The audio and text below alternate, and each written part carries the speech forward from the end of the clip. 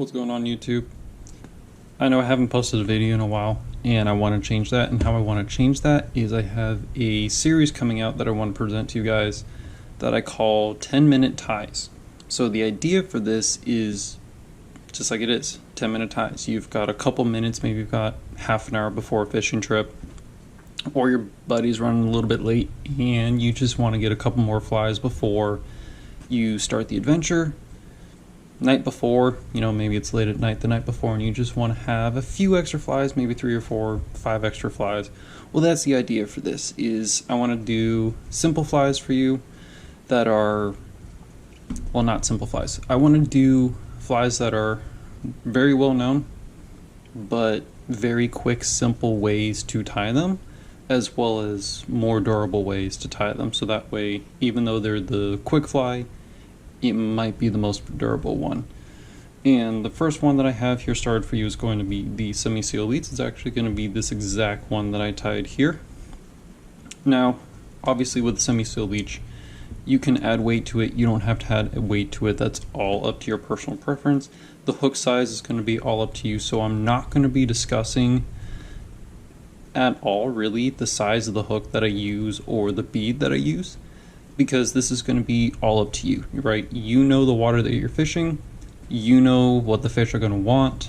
This is just quick flies that you can tie just to have a couple extra in the bag. Or if you're new to fly fishing and fly tying and some of these more complicated patterns, you don't really want to go through and have to learn their 15-20 step process. You just want something that's going to be, like I said, 10 minutes, in and out, take it down to the pond, try it out. That's the idea for this. So I've got right now 10 flies that are set up that I'm going to do the videos on. Hopefully you guys like the series. If there is anything specific that you want me to do a quick video of, leave a comment in the description or leave a comment below, and I'll see if I can do it. If it's something that I'm already doing a video for, well, just wait. I'm going to try to get these videos out every few days, maybe 3 per week or so. That way it keeps the content up, gives you some flies to tie during quarantine here, or if you do have the chance to actually go out and go fishing, it's perfect. But anyways, this is going to be the Semi Seal Leech, first of the 10-minute tie series here. Hope you guys enjoy it. Like I said, if there's any other flies you want to see me do, put them down in the comment section, and I'll do my best to try to show different ways that I tie some popular patterns. Hope you like it. Stick around. Alright guys, this is going to be the first for the series here. This is going to be the Semi Seal Leech in the 10-minute tie series. So kind of like I've said before, the idea that I'm going for is I want to give you guys flies that you can tie in 10 minutes or less, or approximately 10 minutes, with as little materials as possible. Alright, so the hook that I'm using doesn't really matter. You can use, this is a semi-seal, so you can use any streamer, nymph hook, whatever it is that you use already. Just go ahead and use that. Simply enough for this, this is going to be just a black Semi-Seal Leech, so all I'm using is just your standard black Semi-Seal. Now obviously with a Semi-Seal Leech you can tie this weighted, unweighted. For me, because I'm trying to get down somewhat deep, I am fishing with a 5/30 seconds. Yeah. So I have a 5/30 seconds tungsten bead on here. Traditionally I actually don't use the black nickel. Traditionally I'm using gold. But still, 5/30 seconds, that's what I want to use. 5/30 seconds for 4mm. That's what I like using. And that, like I said, that just helps get me down deep. So if I'm fishing in a lake, it's fairly deep. If I need to get down 10, 15 feet, 20 feet, the tungsten beads are going to do that a lot better. Even with like a sinking line, it still just helps to get it down, and fluorocarbon. Alrighty, so the first thing that I'm going to do is I just pulled and picked a little bit of Semi-Seal out of the bag, out of the corner of the bag. I'm going for length for this tail, and because I am using Semi-Seal instead of like marabou, I do want a little bit of extra length on this. and because this is also a little bit longer hook as well, I want to try to compensate for movement and everything. I don't traditionally tie my semi-seals with marabou unless I'm doing like an actual jig leech. So if I'm doing your traditional jig leech, which would be something like this, right? I don't even do the balanced leeches too much, but for like this one, as you can see, it's got the upturned eye. I think it's like 60 degree. These are the ones that I do marabou on because I want more kind of flow to them. But for this, like I said, this is more just to get down deep, and semi-seal is better for that. Alright, what I like to do is come around. So I left a little bit of a bump here, right? And for a semi-seal leech, it doesn't really matter too much, or even like a woolly booger, doesn't matter too much. But I have a little bit of a bump right here. You can see that. Yeah, you can see that.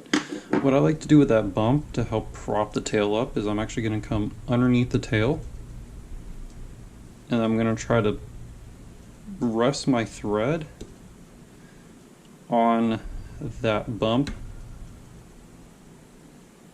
If I had a little bit bigger bump, this would be easier.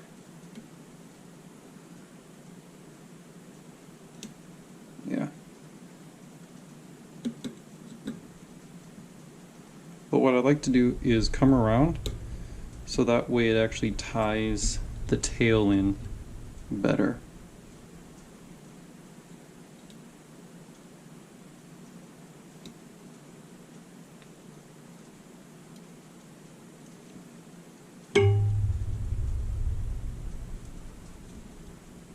And that's all I'm going to get for that one. But what that does is it helps to prop that tail up. So that way I don't have this coming around and getting caught underneath the hook. It's just going to sit right there. Now, you don't necessarily have to do a loop here, a dubbing loop. I personally like doing a dubbing loop. It helps bring extra durability to the fly, and that's what I'm looking for, is not necessarily, you know, does it look the best? I just want it to be the best. So I'm going to give myself a fairly decent size dubbing loop here as I lose it.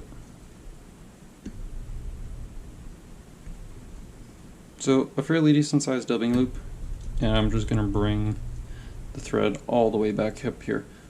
If you have a bobbin cradle, you can use that. I don't particularly care at all, so to say. But next is going to be just more semi-seal. So in the other video that I did for the pistol leech, I did the split thread technique, and that works too. That's good for here, but instead of like creating one dubbing noodle on one side of the thread here, I'm actually going to pick out a decent size, that's actually a little bit too much, but I want to pick out a decent size clump. So that's probably all that you would use for like one fly, like ever. And I'm going to pick and pull. I want to get all the thread fibers together. So spin, pinch, and pull. Because what I'm looking for is that uniformity, right? They're all aligned, roughly the same length. And I want to create kind of a veil here. So what I'm going to do is I'm going to split the dubbing loop. I might need a little bit more here. Yeah, I'm going to need a little bit more. Like I said, you need kind of a decent amount here, but I wouldn't put too much, because if you make this thing too thick, it kind of defeats the purpose of like the action, the quality altogether. But I'm going to add just a little bit there, because what I want is for this noodle that I'm going to make, I want it a little bit thinner at the base here, and I want it a little bit thicker going up. Now this is a little bit more durable than the other one that I did, because the split thread technique, that one is also fairly durable. Now I've got a dubbing twister. If you don't have a dubbing twister, you can just take like an old pair. What I actually used to use, if you don't have another dubbing needle, is I would take my whip finisher, because the whip finisher has the same thing here. It still is kind of that rotary function, and I would just put it into the crook and spin that up. But if you've got a dubbing spinner, I highly recommend that. So now, as you can see, I've got a fairly decent size noodle here. I'm not going to pick this out right now. I'm simply just going to wrap. It doesn't really matter if it's touching turns or not. The idea is just to help build the body. And why I said I want to have a little bit more for the top section here is if you don't have enough material to butt that bead up against the hook eye, what'll happen is that bead will start to push back and forth, and it eventually will cut the thread. So I'm trying to prevent that from happening at all. So I'm going to try to get a couple really tight turns in there. And when I'm done,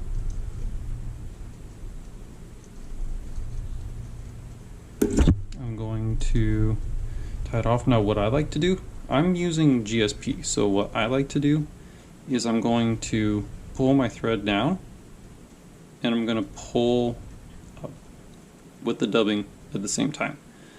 And what that creates is a suction, and that pulls that dubbing underneath the eye here. It pulls it underneath the bead, so that way the material is actually kind of tucked underneath the bead, helping to prevent it from sliding back and forth. And that is actually pretty well set in there. Once you're done, just come in here, cut it out. I mean, if you can save that if you want. I don't necessarily think it's important to save it. I usually do just toss it. Now if you've got a whip finisher, go ahead and whip finish. My fingers are a little bit easier. And if you want super glue, again, the way that I tie my flies, I don't really use super glue a whole lot. And I don't really have an issue with the flies falling apart. Lastly, you can go ham. You can go absolutely like ape crack right here and beat the snot out of this dubbing, because we did the dubbing loop. Like I said, I'm also using GSP, so that thread is really strong, but just come through here,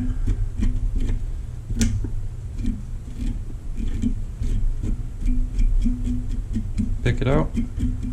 I go backwards and forwards, picking it out, so that way it gets every little material.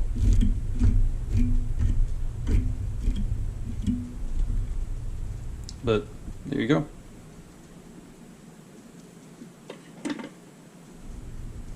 That is your nearly indestructible Semi Seal Leech. Again, this is in black. You don't have to do it in black. You can tie it in any of the colors that you want.